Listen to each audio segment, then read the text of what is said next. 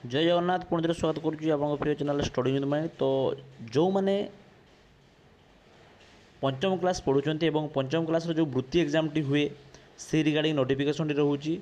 तो कौ डेट रू आपर एप्लाय आरंभ हो एग्जाम टी केबे रहिबो से रिगार्डिंग रोचे आपर नोटिफिकेशन टी।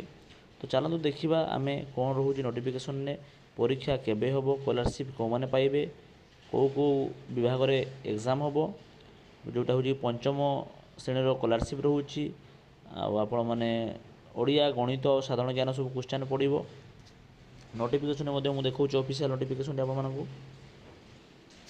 तो ये हूँ आप नोटिफिकेशन टी द्वारा राज्यर समस्त प्राथमिक विद्यालय प्रधान शिक्षक प्रधान शिक्षयित्री छात्र छात्री तथा अभिभावक मंडल शिक्षा अधिकारी और उच्च जिला शिक्षा अधिकारी मानक अवगति निमंत्रण जणाई दि जाऊँगी 2024 मसीहा उच्च प्राथमिक पंचम श्रेणी वृत्ति परीक्षा निम्नलिखित कार्यसूची अनुजाई अनुष्ठित होगापी जाऊँगी जोटा कि 24/9/2024 गुरुवार दिन आपर हम तारीख 12 हूँ रहा गुरुवार समय रोचे 10टार आरंभ हो 12टा पर्यंत चलो।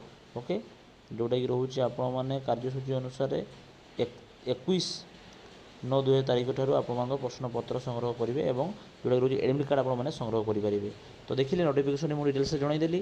तो काइंडली आपने छुआ मानू जदि चाहते एप्लाय करूँ स्कूल माध्यम एप्लाय हम जो मैंने स्कूल सार अच्छे कहीकि आपने एप्लाय करनी एग्जाम छुआ को प्रिपेरेसन करूँ। धन्यवाद। जय जगन्नाथ।